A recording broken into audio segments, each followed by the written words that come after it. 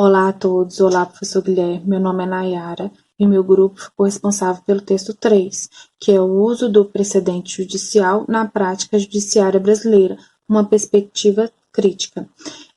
Os sistemas jurídicos não se apresentam mais como modelos puros de aplicação somente nas leis, nos usos e nos costumes. Há uma convergência entre o sistema Common Law e o Civil Law. Nós somos adeptos, aqui no Brasil, do sistema Civil Law, que é fundamentado nas leis. Mas não só nas leis, temos as fontes do direito. O precedente, ele é uma fonte do direito, que ele vem com o intuito de trazer maior segurança jurídica e justificação das decisões judiciais, uniformizando assim a aplicação do direito e contribuindo para a celeridade processual e eficiência do sistema judicial. O precedente facilita o julgamento de demandas repetitivas e ele vai ao encontro do princípio da igualdade formal das decisões e nas respostas uniformes do judiciário. Há uma racionalização das decisões judiciais. O precedente surge através de uma decisão judicial, mas nem toda decisão judicial é capaz de produzir ali um precedente. Os precedentes eles servem para orientar decisões futuras, que tenham uma diretriz capaz de criar um precedente. Há uma grande dificuldade entre os magistrados e os juristas em aplicar o precedente ao caso concreto, em fazer a distinção do precedente ao caso concreto, ou seja, afastar o precedente daquele caso concreto, ou como que aquele caso concreto se assemelha e é análogo ao precedente. Assim, também pode-se haver ali, se for cabível, uma superação daquele precedente, porque com a modificação da sociedade é possível que aquele precedente já esteja desatualizado. É primordial que os tribunais superiores uniformizem suas decisões e que sejam de forma harmônicas na interpretação da Constituição, preservando a segurança jurídica em seus processos, seguindo uma linha de racionalidade para aqueles casos iguais ou semelhantes, para que não haja espaço ou vazão de entendimentos diferentes de um tribunal ao outro, de casos que sejam semelhantes àquele precedente, que tenham um precedente favorável. Assim, os precedentes como linha de entendimentos dos tribunais superiores, ele evolui para a jurisprudências, que é uma coletânea de julgados. E essa coletânea de julgados, que é a jurisprudência, ela evolui para súmulas, que são breves enunciados, que indicam as razões afirmadas em julgados reiterados dos tribunais. Assim, os juristas brasileiros, nós brasileiros, buscamos nos julgados normas gerais com fundamento determinantes na decisão. As súmulas, ela surge na década de 50 com a reforma do CPC de 1939, com o intuito de uniformizar os tantos julgados que formam a jurisprudência, mostrando-se assim a proximidade que nós temos com a aplicação do precedente aqui com o continente europeu. Podemos perceber que a Itália, visto como um país que é civil law, a máxima italiana é uma afirmação pequena e abstrata, que representa o centro do significado de uma regra legal, interpretada por aquele julgamento. Só que há o precedente, a jurisprudência e a súmula são institutos diferentes, são institutos distintos, mas que um vai evoluindo com o outro. Assim, agora eu vou passar a palavra para os meus colegas. Thomas Bustamante, sugere que, no caso do common law, a ênfase do precedente é dada na autoridade da corte que a proferiu. Desta forma, conforme a tradição inglesa, usar o precedente depende diretamente da repetição dos fatos concretos que se ligaram à decisão lembrada, bem como da autoridade do juiz que a proferiu. Vale destacar que as partes, além de provar os fatos que foram alegados, elas são obrigadas a chamar e provar o direito, com as autoridades legais, jurisprudenciais e costumeiras, mostrando que o conflito fático pode se resolver a partir do direito demonstrado. No entanto, o juiz determinará que os fatos e falará qual a resolução jurídica trazida pelas partes é adequada para resolver a lide. O autor considera que há duas classes de procedimentos aceitos pela doutrina para determinar, dentro de um caso, quais de suas partes são vinculantes e quais não são necessárias ou essenciais. Primeiro, de acordo com a ratio decidendi, deve-se separar qual parte do julgado é capaz de vincular decisões futuras e qual parte não é central e, portanto, não vinculante, apesar de gozar de força persuasiva. Em segundo lugar, a vinculatividade depende da autoridade da corte e, por fim, há a preocupação das cortes com os fatos concretos do caso.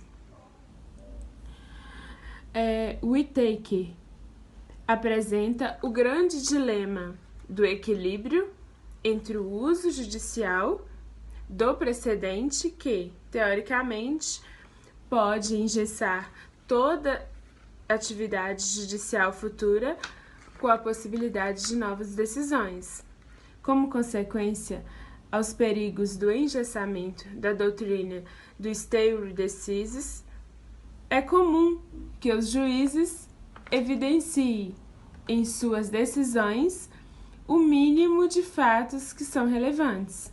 Abre-se espaço, assim, para o distinguish, onde uma decisão distinta pode ser proferida, afastando-se a imposição do stare decisis.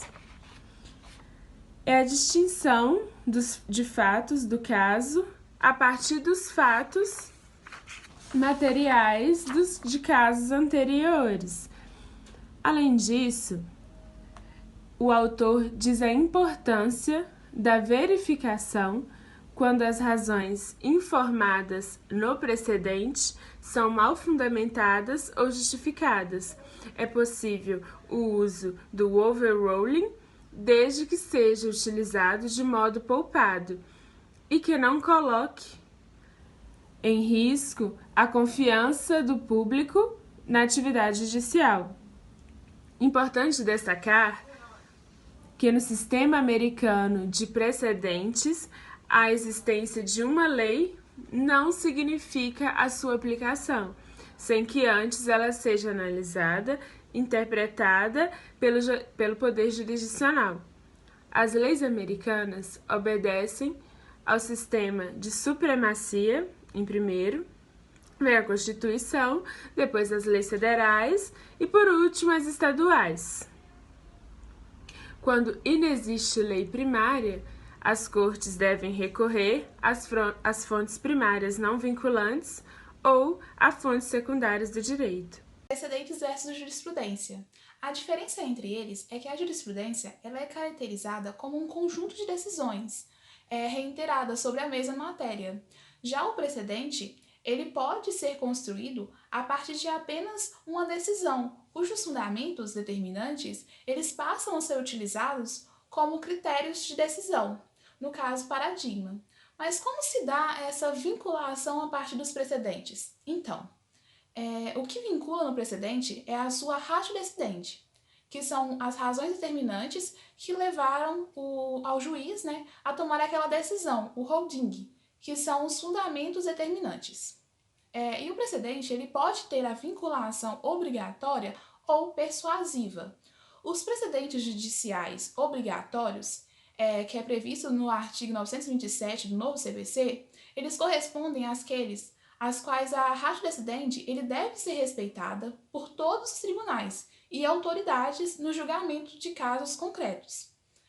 Mas isso não impede a aplicação do distinguish e do overruling. Já o precedente persuasivo, ele tem uma vinculatividade menor do que o obrigatório. E é estabelecido um dever de fundamentação qualificado ao magistrado, que quando ele opte pela não adoção da solução utilizada no caso anterior. Então, o magistrado ele pode afastar o precedente persuasivo, desde que fundamente o desacordo. E essa aplicação de precedentes, ela acabou por gerar uma espécie de convergência entre os sistemas jurídicos do common law e do civil law, que de raízes tão distintas, né, elas hoje parecem estar mais próximas. Porém, essa possível aproximação, ela carece de uma análise do uso de técnicas de padronização decisórias, que veio advindas do common law no direito brasileiro.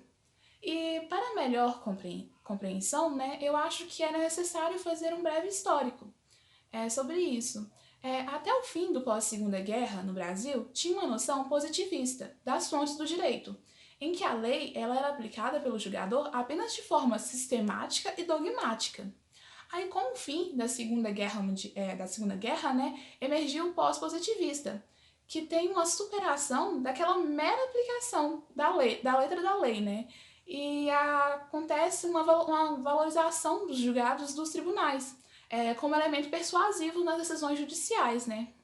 Aí, a partir da década de 1960, né, adotou o modelo de súmulas no STF, que eram pequenos enunciados adotados de matérias recorrentes dos julgados pelo tribunal.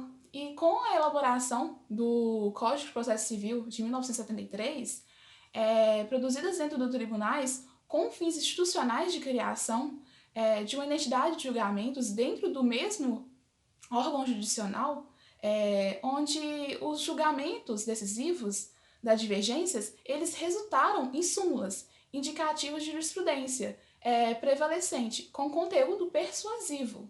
E com a Constituição de 1988, esse movimento ele tomou força. Fundados nos princípios da igualdade formal e da justificação das decisões judiciais, sendo determinantes para dar uma dignidade constitucional à necessidade de coerência e continuidade aos atributos da atividade judicante. E essa mudança de rumos, né, ela afeta o sistema das fontes formais, onde a lei ela perde aquela aura de diretriz soberana e absoluta, e ela deve ser confrontada em todos os momentos com a axiologia constitucional. O papel da jurisprudência ela ganha um novo relevo, né? E em torno do estudo dos precedentes ou de padrões decisórios trazidos no CPC de 2015, são pensados sobre vários enfoques, sendo que um deles é a nova racionalidade do uso do precedente como um combate à anarquia interpretativa, sendo que o sistema de precedentes no Brasil, ele traz os princípios e garantias fundamentais ao processo, acompanhados da celeridade, uniformidade e eficiência, né, a fim de dar maior estabilidade e unidade ao sistema existente, tentando evitar decisões conflitantes através da observância da uniformização da jurisprudência, garantindo o dever geral de segurança jurídica, estabilidade, integridade, coerência, e fortalecendo assim os precedentes nos tribunais. A estabilidade, ela não significa que é um fechamento argumentativo, pois é possível a utilização de técnicas de superação ou distinção. E a integridade e coerência das decisões, ela significa que os julgados passados e os entendimentos doutrinários, eles devem ser levados em consideração para que se escreva o novo capítulo em continuidade, respeitando ou superando com coerência, pois um tribunal ele não pode decidir desconsiderando sua história institucional, desconsiderando o seu Vou passado. pontuar para você certas críticas pertinentes ao atual já modelo de aplicação jurisprudencial. A priori, faço saber que eu já não tenho a intenção de esgotar a matéria, devido à densidade e à complexidade que causa já divergência na melhor doutrina, nos juristas e nos operadores do direito. O Brasil, via de regra, ele adota o sistema civil law. E o STF começou a editar súmulas. E com a emenda constitucional 45, do ano de 2004, essas súmulas, elas tornaram-se vinculantes, ou seja, o que o STF já decidia, né, teria já força de regra geral para já vincular nos tribunais inferiores. E aí já pode-se observar uma mitigação do sistema do civil law. Acontece que essa ideia de súmula vinculante, ela se baseia já na ideia da máxima italiana, né? E é uma ferramenta, a gente vai trabalhar assim, que pode ser muito positiva, mas também pode ser muito negativa. Então nós vamos pontuar os dois lados. Eu vou começar pelo lado positivo, que se você já tem muitos casos, né, que realmente as questões já de fato e de direito elas têm uma correlação, né, elas são idênticas e as particularidades de cada processo ela já não tem capaz de mudar o julgamento, é sim uma possibilidade já positiva, porque para que você já vai ter uma cognição exauriente, né? E aí você vai ter já produção de provas, recursos, para chegar já na última instância, você já ter um resultado que já estava ali, né? Isso aí já ataca o princípio já da celeridade processual, né? E haja vista que o judiciário, ele passa, ele encontra momentos de dificuldades, uma vez que ele está acarretado, ele está abarrotado de processos, e essa ferramenta ela já vem muito positiva. Lembrando também do princípio já da economia processual, né, que é um princípio já muito interessante. Então, a gente tem esse como lado já positivo. No entanto, o lado negativo é que já complica, porque a súmula vinculante, né, ela extrai ali dos autos, ali, um resumo ali, e um pequeno pedaço aí já de uma tese, ela já vira regra geral, né, que vai vincular já em todos os tribunais inferiores. O advogado que já for peticionar, né, num juiz de primeiro grau que já não tiver, né, a habilidade, né, e o cuidado de fazer o distinguish, ou seja, ele vai pegar as questões, elas são até parecidas, mas as questões de fato e de direito, elas divergem no sentido já de mudar o julgamento, né? Ou seja, aquele julgamento ali não vai satisfazer, não vai trazer justiça para aquele caso concreto ali. Ele é parecido, mas ele já não é idêntico. E ele vai ter o seu julgamento, né, liminarmente já indeferido, por contrariar a súmula vinculante. O juiz de primeiro grau ele vai já julgar dessa maneira. É importante já observar que no sistema onde os precedentes, né, a jurisprudência ela já tem mais força, que é já no sistema já do common law, o juiz de direito a fazer essa análise, ele já vai deter-se, ele vai se reter nos autos para saber se as questões de fato de direito, elas têm correlação, elas são idênticas. E é já importante destacar esse zelo, esse cuidado aí, já para que já não ocorra injustiça, porque quando o juiz de direito, ele já, né, no primeiro grau, ele já julga liminarmente, né, com decisão de mérito, ele está cerceando já o direito já de conhecer da pessoa e o direito de acesso à justiça, que é absolutamente o contrário, né, da ideia da súmula, que foi pautada já na ideia já do artigo 5º caput da Constituição Federal, que todos terão um julgamento igual, né? A igualdade já do artigo 5º, todos são iguais perante a lei. Então, é importante já salientar que é uma via de mão dupla, né? Está ali no limbo. Pode ser uma ferramenta já muito bem utilizada, mas também ela já pode já trazer muito injustiça, né, quando já não se conhece do processo. E parafraseando aí Rui Barbosa, né? Justiça demorada não é justiça, é injustiça qualificada e manifesta. Então, com isso, é a nossa crítica que estamos aí a apresentar. Agradeço. Agora eu vou falar um pouco sobre a conclusão. A aplicação de precedentes no Brasil, ela assume a função de ressaltar a credibilidade do judiciário, garantindo ao litigante uma previsibilidade na prestação jurisdicional. Porém, o texto traz uma crítica a esse atual modelo de fundamentação das decisões em jurisprudência dominante, pois o que podemos observar é que não existe uma aplicação séria desses precedentes. Os autores ressaltam que é preciso que haja uma reelaboração das práticas dos operadores do direito, para que estes se adaptem à nova realidade, visando reconsiderar como um todo o que vem sendo a prática forense brasileira. É certo que a uniformização jurisprudencial tem como fundamento a preservação do princípio da igualdade formal.